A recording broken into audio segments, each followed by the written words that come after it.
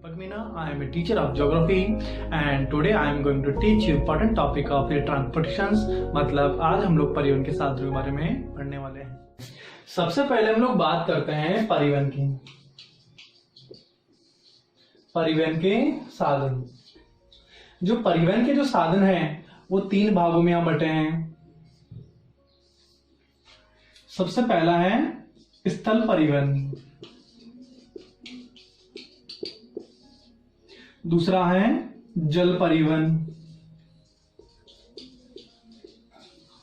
और तीसरा है वायु परिवहन। जब हम लोग बात करते हैं स्थल परिवहन, तो स्थल परिवहन को भी यहां पर हमने तीन भागों में बांटा है। रेल परिवहन, दूसरा हमने बोला पाइपलाइन परिवहन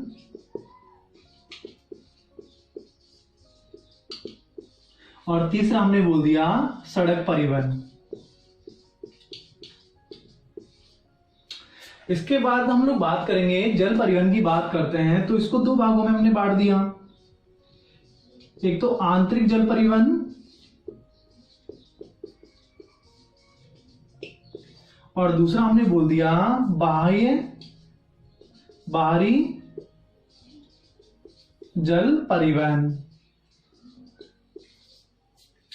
इसी टाइप से हमने वायु परिवहन को भी दो भागों में बांट दिया।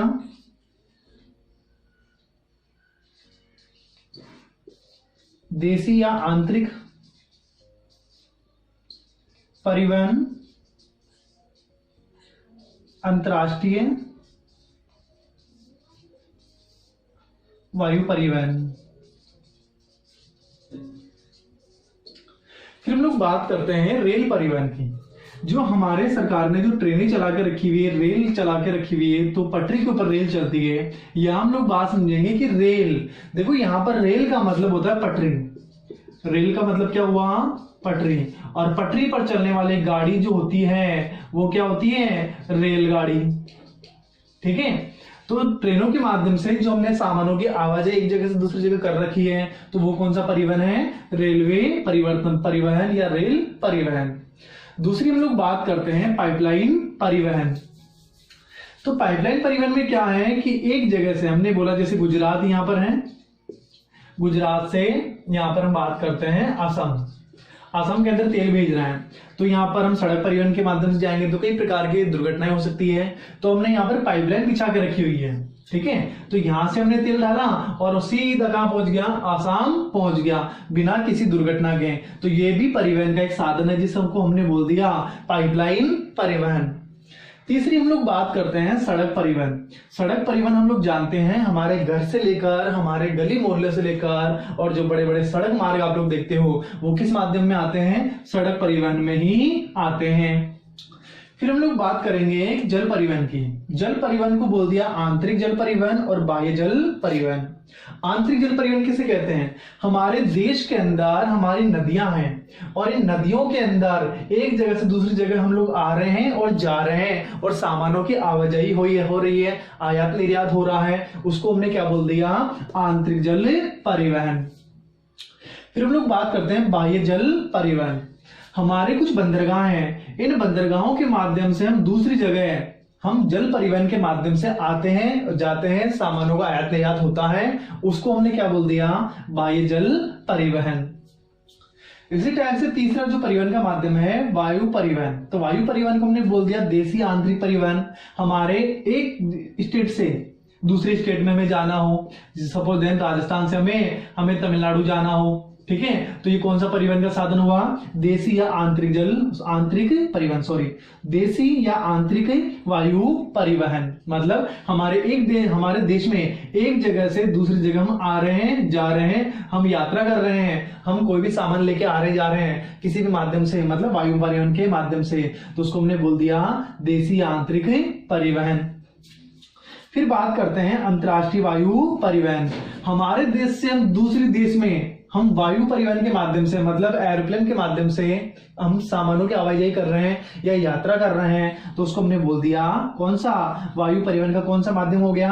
अंतर्राष्ट्रीय वायु परिवहन। उसके बाद हम लोग बात करने वाले हैं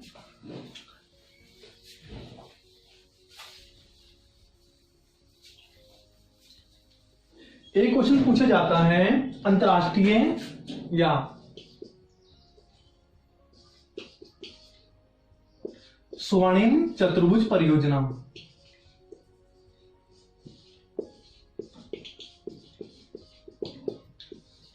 स्वर्णिम चतुर्भुज परियोजना क्या होती है? इसके अंदर क्या कर रखा है हमने, हमारे देश के 4 महानगरों की हम लोग यहां बात करेंगे। दिल्ली, मुंबई, चेन्नई और कलकत्ता को आपस में जोड़ रखा है, इसीलिए इसको बोल दिया स्वर्णिम चतुर्भुजी परियोजना। मतलब देश के 4 बड़े महानगरों दिल्ली, मुंबई, चेन्नई और कोलकाता को आपस में हमने सड़क परिवहन के माध्यम से जोड़ दिया, और ये जो परिवहन कहलाता है, ये जो परियोजना कहलाती है, उसको हमने बोल दिया स्वर्णिम चतुर्भुजी परियोजना। ठीक है, फिर हमारा दूसरा क्वेश्चन यहां से बनता है, कुछ हम लोग विमानपत्तनों की बात करते हैं, कुछ हम लोग यहाँ विमानपत्तनों की बात करते हैं, तो क्या है, 4 अंतरराष्ट्रीय हवाई अड्डे हैं, दिल्ली, चेन्नई, कोलकाता और मुंबई। कौन कौन से हैं ऐसे? 4 अंतरराष्ट्रीय विमानपत्तन, 4 अंतरराष्ट्रीय विमानपत्तन। हमने बोला दिल्ली, हमने बोला मुंबई, हमने बोला चेन्नई और हमने बोला कोलकाता। तो कौन कौन से यहां पर? तो दिल्ली के अंदर है इंदिरा गांधी अंतरराष्ट्रीय विमानपत्तन। मुंबई के अंदर हम लोग बात करते हैं जवाहरलाल नेहरू अंतरराष्ट्रीय विमानपत्तन। चेन्नई की हम लोग बात करते हैं मीनाम्बक्कम अंतरराष्ट्रीय विमानपत्तन।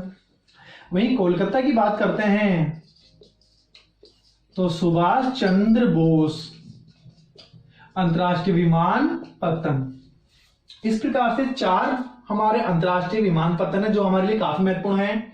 इसके अलावा विमानपत्तनों के अलावा हमने देखा था स्वर्णिम चतुर्भुज परियोजना, दिल्ली, मुंबई, चेन्नई और कोलकाता को जोड़ने वाला जो सड़क मार्ग है, सड़क राजमार्ग है, इसको हमने क्या बोल दिया?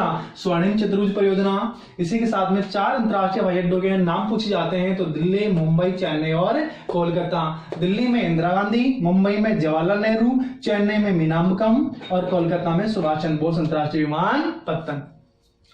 Thank you for watching this video.